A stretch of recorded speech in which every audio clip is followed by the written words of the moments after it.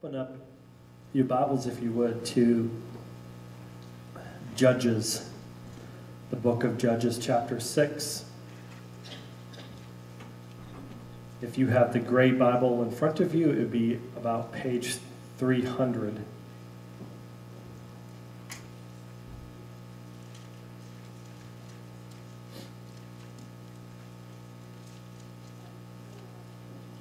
We've been talking about, started last week with the names of God.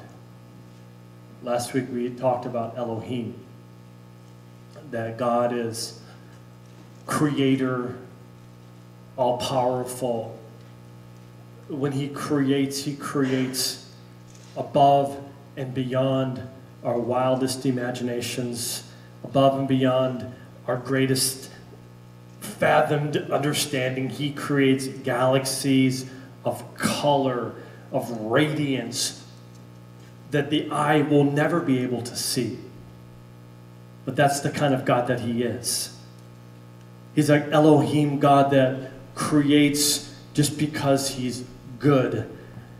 But we also added another word last week, and it is Yahweh Elohim. That he is not just the God who creates and is all-powerful and is all-knowing and you know, works in our life. He's also Yahweh Elohim, that he is the God who created you, that made you, that has a unique purpose in your life, that he's not just far away, but that he wants a relationship with you, the intimacy with you, and that's a whole nother level. That Creator God made you with a purpose, a unique DNA just to relate to him. That's mind-blowing. And the reality is often we try to go our own ways. We try to do things ourselves. And in so doing, we actually turn what God created wonderful and splendid and majestic, and when we try to do it our way, we turn it into a black and white, one-dimensional, two-dimensional world that's not even close to the life that God has for us. Elohim. But today I want to take you to another phrase that God describes himself, and it is Yahweh Shalom. That God is the God also of peace. And I don't mean the peace that says, man, can't we all just get along, kumbaya? You know, that's not what I mean. But I mean a peace that says that in the midst of the storms of life, in the midst of the chaos, in the midst of the just devastation, that Yahweh Shalom is there, and he brings about a completeness and a fullness and a togetherness that isn't dependent upon situations or circumstances or who's elected or who wins this, but just that he is a fullness that he gives us, that we can stand strong in him no matter what's happening around us. That's what I need today. I mean, I stand here today saying, man, if there's ever a message that I need to hear, it is that Yahweh Shalom. He is my peace. And that it isn't a peace that comes on circumstances, or it doesn't come based upon relationships that I have or when life changes, but that he remains the same despite everything that goes on around me. And that he alone will give me completeness and fullness that can't be found anywhere else. Anybody else need to hear about a Yahweh Shalom, a God like that? In Judges chapter 6, let me give you just a background of what's happening. Moses delivers the people from Egypt's control. And when he delivers them, there is this sense of looking forward to the promised land, Canaan. And then we get the same thing from Abraham, looking forward to. And so what happens is eventually Moses delivers the people from Egypt. They miracles and signs and wonders, and they get to this place and they're still in rebellion. So there's this wandering that kind of happens for 40 years. Finally, Joshua gets on the scene, and Joshua kind of takes over the helm, if you will. And man, they dramatically, walls of Jericho come crashing down. Remember the story, right? And we're talking some major, major things that happen.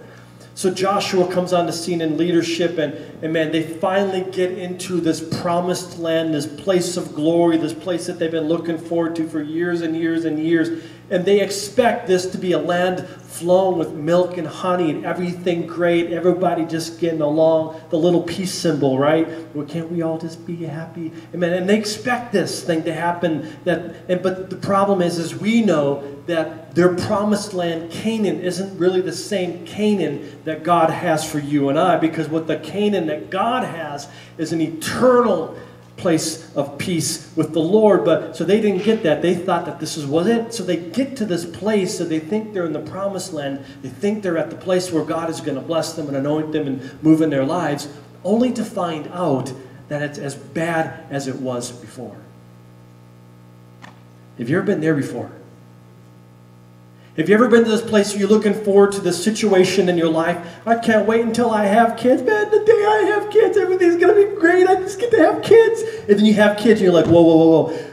I can't wait till my kids get out of the house. Man, it's going to be so awesome. Get my kids out of the house. Right? And you get there, but you find out that it isn't what you thought it was going to be. Or you're like, I can't wait till I get married. It's going to be so awesome. Woo. Sitting in a tree, K-I-S-S-I-N-G, right? Like, so you dream about that as a kid, you dream about your wedding and this great stuff, and then you get married and you're like, what did I do? Because that's the reality of life today. And the more you kind of go on with life, I'm 40-something, the more you go on, the more you realize there is no place that you're going to get to that has ultimate peace. It doesn't exist. Your circumstances, your situation, your lifestyle, you cannot go and find peace. Are you with me? You can only find it in Yahweh Shalom. That He is the Prince of Peace. So we are here in Canaan. They were hoping for no problems, no adversaries, not having to work for food. And on the contrary, it's been quite different. Judges chapter 6 says that the Midianites were so oppressive that the Israelites were hiding themselves in fear. They were hiding in mountains and clefts and caves. It was so bad that they would produce the crop only to have some other people come in and just take everything. This is the last thing that they thought would happen in the promised land. And so on the scene, they're like, God, what is going on? God, what's happening? God, why is this happening to us? God, what's going on? And there's rebellion, and people are turning away from God, and it's just a mess. And on the scene, God raises up a young man by the name of Gideon. Judges chapter 6, verse 11 says this. The angel of the Lord came and sat down under the oak of Ophrah that belonged to Joash, the Abizrite, where his son Gideon was threshing wheat in a winepress to keep it from the Midianites. Verse 12, when the angel of the Lord appeared to Gideon, he said, "The Lord is with you, mighty warrior." The Lord is with you, mighty warrior. I love that statement. Mighty warrior. If you've read anything in Judges chapter 6 or 7, the last thing that Gideon is a mighty warrior. The last thing that he is a man who overcomes fear and doubt. The last thing Gideon is a person that just is mighty and strong and goes forward and doesn't care what people say or what people think, isn't afraid to make mistakes. That's the last thing he is. And I want to share something. Listen. The God, Elohim, creates us in a way that he knows us without the problems of sin in our life. Are you following me? This is important because God knows Gideon as mighty warrior, even though Gideon knows himself as a scared little man. You get that? God knows Gideon as the man he created to be mighty warrior. And listen, God knows some of you today that in your natural, you're one thing, but God knows you a whole different way. In your natural, you're this, but what God made you to be was something else entirely different. And if you can begin to grasp who Shalom is in your life, then he can make you to be the person he created you to be, so that you can also be mighty warrior or leader or prayer person of faith. Are you following? Amen? So he calls Gideon mighty warrior. Oh, it's good. In the natural, he's a man of fear and of hiding and filled with doubt. But God sees something that Gideon doesn't see. Listen to Gideon's response to this. When the angel of the Lord appeared to Gideon and said, "The Lord is with you, mighty warrior," here's what Gideon says, verse 13. "But, sir," I believe that Gideon thinks he's a prophet, that this angel is a prophet. I'll explain that in a moment. But he says, "Sir, if the Lord is with us, why has all of this happened to us?" Man, that's a good question, right? "Sir, if God is with us, if God gave us a promise to Moses and to Joshua about the promised land, a land flowing with milk and honey, why are we running for our lives? Why are we hiding? Why are we persecuted? Why is life falling apart? Why is everything happening that should be happening? God, this isn't what we signed up for. This isn't what we thought you promised. God, how can you say you're with us and yet we don't see it every day," right? You've been there before. Anybody ever felt like, man, God said he'd be with me, but man, I'm not seeing it, I'm not feeling it, and the last thing that I see is God's presence hanging out with me. I'm just not seeing it. God says, mighty warrior. God sees something that we can't see. Second response, same verse. He goes on to say, "Sir, where are all his wonders that our fathers told us about when they said, 'Did not the Lord bring us up out of Egypt?'" Sir, if God is with us, if God has not abandoned, if God has not left us, sir, if God is with us, then where are the miracles I heard about? Where is the parting of the sea? Where is the people being healed? Where is the move of God in my life that I was promised since I was 8 years old? If God is with me, as God believes that I'm a mighty warrior, then where is God? Where are the miracles? Where is this happening? Where are the dead being raised up? I mean, where is he?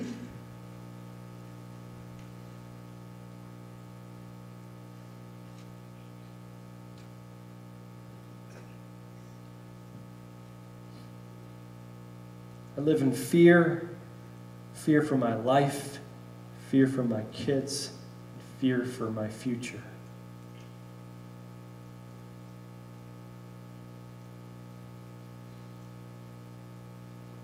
Do you ever feel like Gideon? Do you ever feel like you've been waiting for the promises of God in your life? The things that you've heard about. And yet, it's just a waiting game.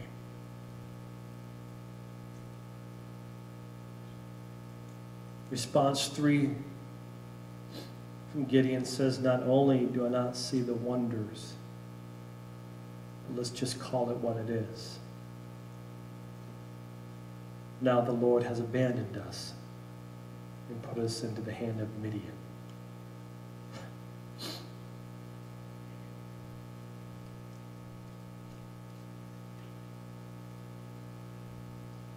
If this isn't bad enough, God is so awesome.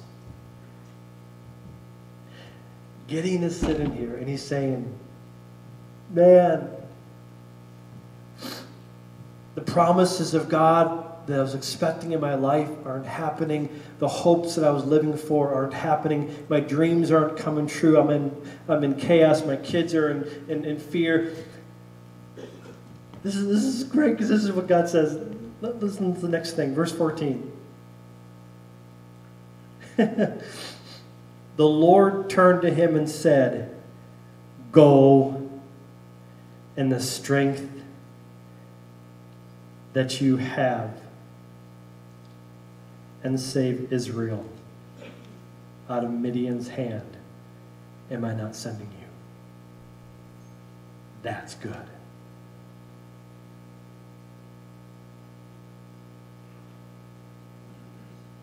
Gideon, go in the strength that you have and save Israel out of Midian's hand. Am I not sending you, mighty warrior?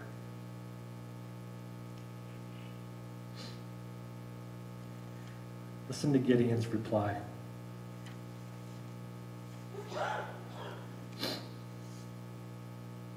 Verse 15. But Lord, there's always a but, isn't there? But Lord, Gideon asked, how can I save Israel? My clan is the weakest in Manasseh. I am the least in my family. Does that sound like mighty warrior to you?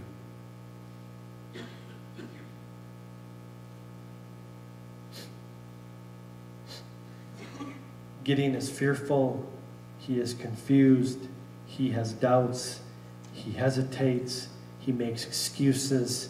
Surely, God, somebody else is the one that you're calling. Surely something else is happening. God, something has to be going on. Lord, surely you're missing it. I can't be me. It can't be me. Lord, anybody else but me. But Lord, anybody.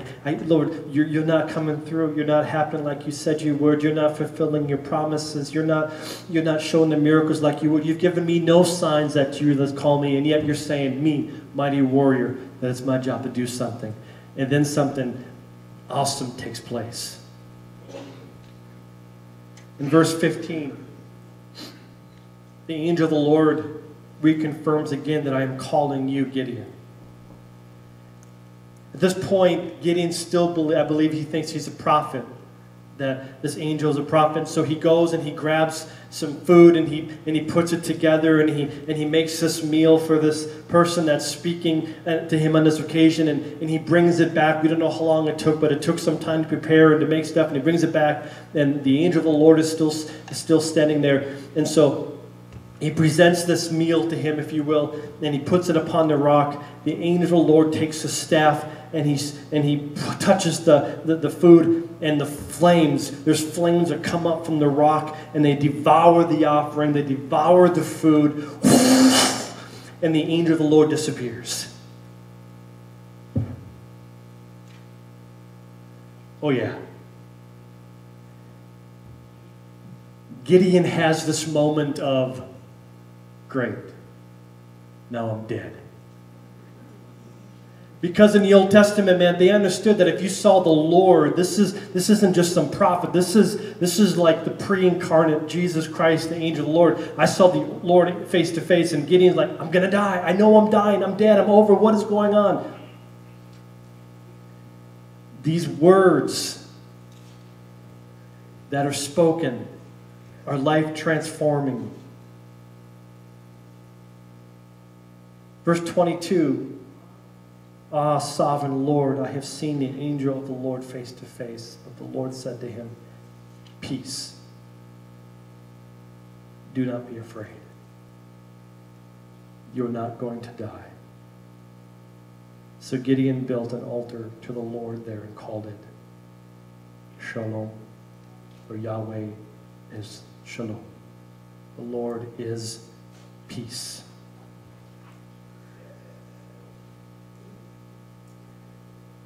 I believe it's in that moment that something happens to Gideon's life.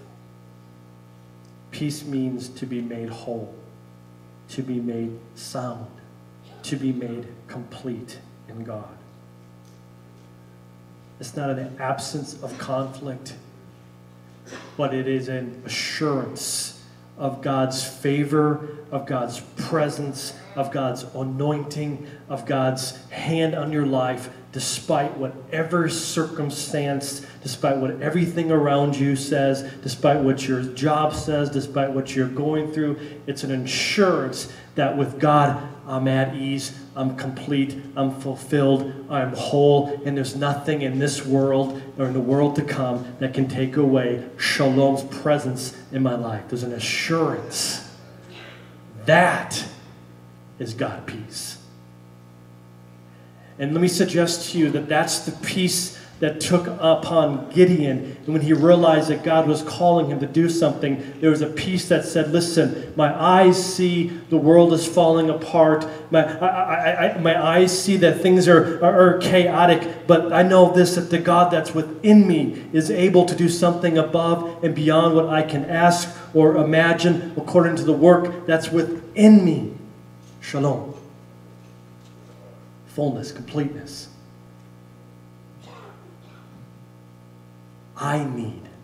Jason needs a peace like that in his life.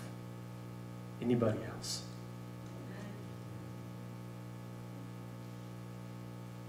That I'm not chasing after situations or new circumstances or new events or new happenings, that I can just say God's presence is with me no matter what is going on in my life. I'm at peace with Him because I'm in His will, I'm in His plan, and nothing can remove me from God's presence. I mean, that's what I need. That's what I need.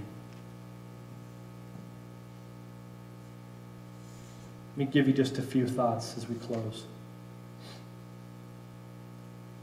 The first one is recognize in your notes, peace can only come from one source.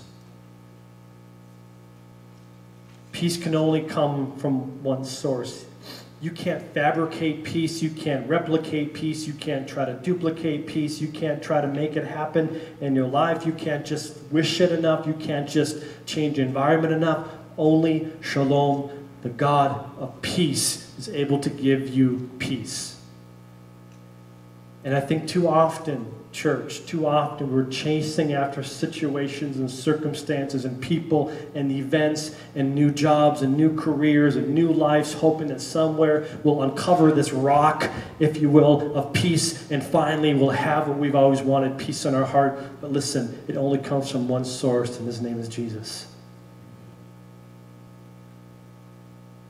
You'll never find it in your situation or your circumstance. It's not going to happen when it changes or when it rearranges. It's only going to come from the author of peace, Jesus Christ.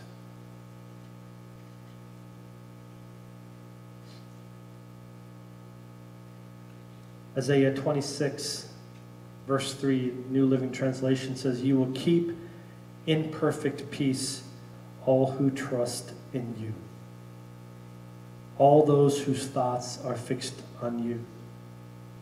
As Jesus is getting ready to go with His Father, the disciples are afraid. They're kind of getting messed up. They're getting nervous and worried and fearful. And so Jesus says this in John 14:27, "Peace I leave with you, my peace I give to you.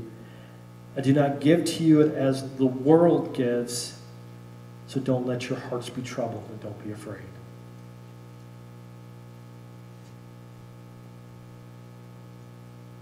Number 2, when we hook up with God's peace, it affects our purpose. Without the peace of God left to ourselves, we are self-focused, we are filled with self-doubt, we waver, we're unable to trust, we live in fear. But listen, when we get a hold of His peace in our life begins to die, and we take on the life that He gave for us. His peace affects our purpose. What kept Gideon from being mighty warrior? Fear. It was fear. Fear of the Midianites, fear of the unknown, fear of failure, anxiety, distress. Listen to this. When we live with the peace of Christ in our hearts, Gideon becomes mighty warrior. David goes from shepherd to being a king. Moses goes from being a herdsman to being a patriarch. Paul goes from being a fearful murderer to a missionary of life-giving grace. When the peace of God fills us, it changes us, and it causes us to be the person that God meant for us to be in the first place.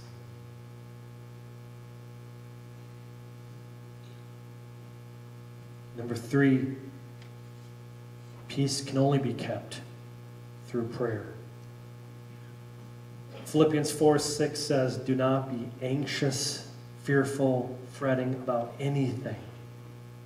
In other words, don't allow yourself to worry, to fret, but what about, but what if, how come, do not be anxious about anything.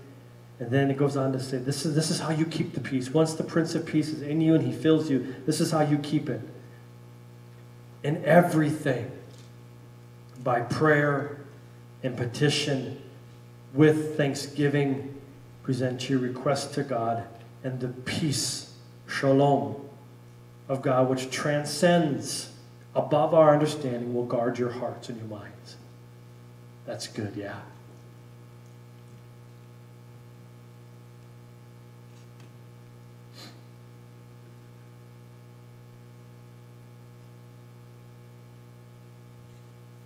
Number 4, how do we keep that peace that God gave to us? Understand that what you think about, what you dwell on, what you meditate on, will affect how much peace you have or don't have in your life. Ephesians 4:8 says, finally, brothers, whatever is true, whatever is noble, whatever is right, whatever is pure, whatever is lovely, whatever is admirable, if there's anything excellent, anything praiseworthy, think about those things. Let me help you with something real quick. No matter how much you worry about tomorrow or your kids or your marriage or your job, no matter how much you worry about it, fret about it, double check yourself on it, it's not going to affect eternity for anything. The only thing it's going to do is rob you from the person that God made you to be, because you'll go from being a faithful person to a doubtful person. You'll go from being a person that says, God, whatever you call me to do, to a person that says, I don't know if I can do it. I'm not strong enough. I'm not big enough. I had too many failures. You go from a person that steps forward and steps out to a person that steps back.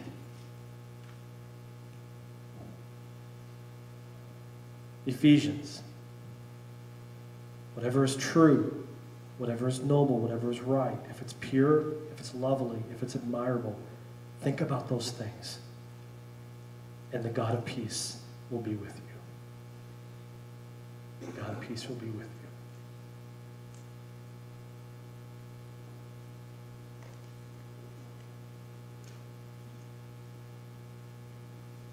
The worship team would come up this morning. I said before when I started that this message is for me. Maybe it's for you too. I don't know, but it's definitely for me.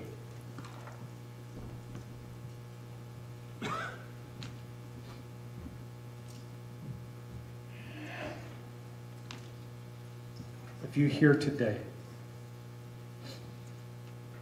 and you're struggling with anxiety and fear, and like me, you kind of think, if I just changed my situation, if I just changed my marriage situation, if I just changed my job situation, then everything would be at peace. If that's you today, you've been looking to your circumstance instead of to the King of Kings. I want to pray with you as I pray for myself. So if you just raise your hand with me this morning, my hand is raised. Both of them are, if they could be. But you know you need peace in your life. I want to pray with you. Father, I first come before you and say, I need shalom, wholeness, completeness, to be at peace regardless of my circumstances, my situation, regardless of what people say, what people think, what people do, regardless of my future, regardless of my past. God, I need to be whole in you, something that the world can never give. And I pray for each one in this room whose hands are raised and they're saying the same thing. Peace of God. Yahweh Shalom. Would you come? Would you restore? Would you renew? Would you make us complete again? And then help us to never go back to the way that it was. We want to live based upon who you are, not based on our experiences or based upon what's happening in life, but to know that you control our future, our past, and our present. You are Yahweh Shalom, God of peace, of wholeness. Lord, would you do that in our midst this morning? Everyone said, Amen.